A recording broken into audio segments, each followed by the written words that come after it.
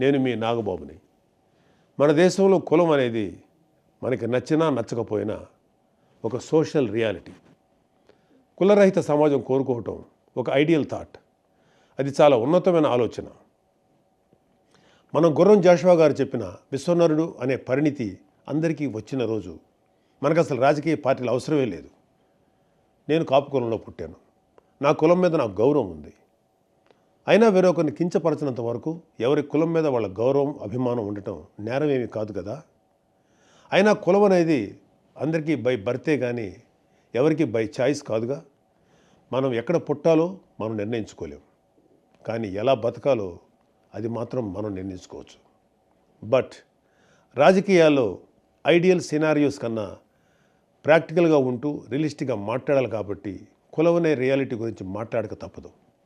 అందుకే పవన్ కళ్యాణ్ గారు ఎంతగానో ఆలోచించి జనసేన మూల సిద్ధాంతాల్లో ఒకటైన కులాలను కలిపే ఆలోచన విధానం గురించి చెప్పారు.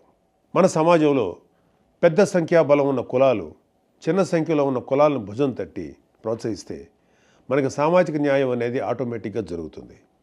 అందుకే కళ్యాణ్ గారు ఒక మాట అన్నారు, రాష్ట్రంలో అధిక శాతం జనాభా ఉన్న కాపులు ఒక పెద్దన్న పాత్ర పోషించాలి అని. దీనికి మంచి ఉదాహరణ మొన్న జనసేన పార్టీ పోటీ చేసిన అనకాపల్లి అసెంబ్లీ సీటు. అక్కడ 40% కాపులు ఉన్నా కూడా జనసేన ఆ సీటుని ఒక బీసీ సోదరుడైన గౌర సామాజిక వర్గానికి చెందిన శ్రీ కొణతాల రామకృష్ణ గారికి ఇచ్చింది.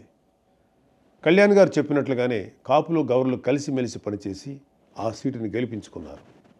అసలు జనసేన మీద కులముద్ర వేసి విషయం చిమ్ముదామని చూసి ఎవరైనా ఈ ఒక్క ప్రశ్నకు సమాధానం చెప్పగలరా? 40% కాపులు ఉన్న నియోజకవర్గంలో 20% ఉన్న గౌర సోదరులకు టికెట్ ఎందుకు ఇచ్చాం? అలాగే విశాఖపట్నం సౌత్లో కూడా కుల సమీకరణాలు పక్కన పెట్టి బీసీ యాదవ సోదరుడికి సీట్ ఎందుకు ఇచ్చాం? ఎందుకంటే మేము కులాలను కలుపుతూ ముందుకు వెళ్ళాలి అని మనసా వాచా కర్మణ నమ్మేవాళ్ళం కాబట్టి. కళ్యాణ్ గారి సిద్ధాంతాలను జనం కూడా నమ్మారు కాబట్టి వైజాగ్ సౌత్లో జనసేన అభ్యర్థి వంశీకృష్ణ యాదవ్ గారికి రాష్ట్రంలోనే అత్యధిక శాతం ఓట్లు వచ్చాయి. ఎందుకంటే ప్రూఫ్ ఇంకేం అవసరం లేదు. అయినా వైసీపీలోని నాయకులకి ఒక మునిశాపం ఉంది.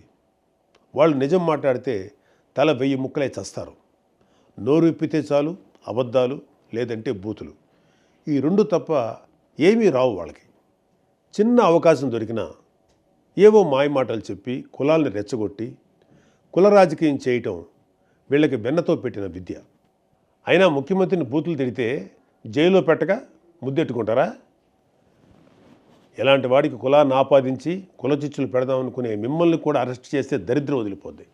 అయినా కాపు కులాన్ని పట్టుకొని తాగుబోతులు తిరుగుబోతులు అంటూ పిచ్చి పిచ్చిగా మాట్లాడే అంబటి రాంబాబు లాంటి వాడిని కాపు కులానికి ఒక ఐకాన్గా రంగాగారి బొమ్మ పక్కన రాంబాబు బొమ్మ పెట్టి రుద్దే మీ వైసీపీ బ్యాచ్ని నేను కొన్ని ప్రశ్నలు అడుగుతాను.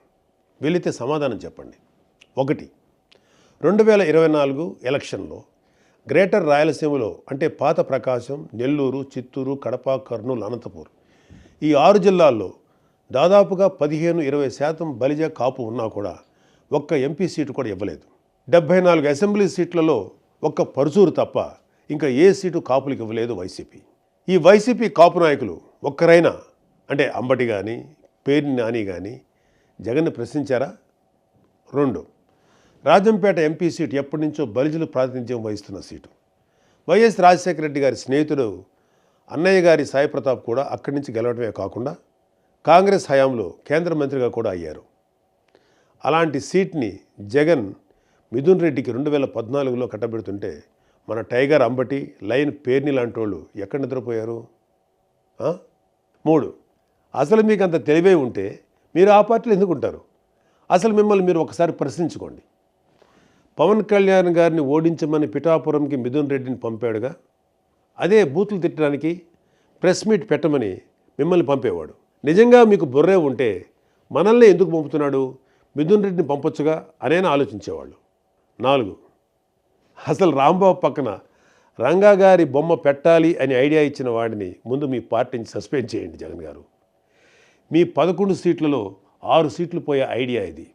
మీకు నిజంగా రంగా గారి మీద అభిమానమే ఉండుంటే ఆయన కొడుకు రాధాని పార్టీ నుంచి టికెట్ ఇవ్వకుండా బయటికి పంపేసి రంగా గారిని తిట్టిన గౌతమ్ రెడ్డిని ఏదో నామకే వాస్తే సస్పెండ్ చేసి మళ్ళీ ఏపీ ఫైబర్ నెట్ చైర్మన్ చేసేవారా?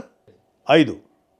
అసలు మేము కాపులమని చెప్పుకుంటూ వైసీపీకి సపోర్ట్ చేసే కాపులకి ఒకటే చెప్తున్నా, కాపు నేస్తం లాంటి స్కీమ్స్కి కూడా వైఎస్ఆర్ పేరు పెట్టినప్పుడు ఏం జగనన్నా మీ నాయనకి మా కులానికి ఏంటి సంబంధం?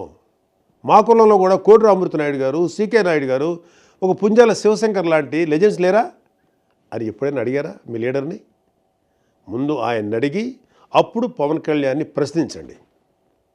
ఫైనల్గా ఒకటే చెప్తున్నా, ఇది జెన్జీ జనరేషన్. కుర్రాళ్ళు అంటూ యమా స్పీడ్గా ఉన్నారు. మీరు ఇంకా రాంబాబు అంటూ రాజనాల కాలం నాటి రాజకీయం చేస్తామంటే మీకు నెక్స్ట్ టైం ఈ 11 కూడా రావు. ఆలోచించుకోండి. జై హింద్.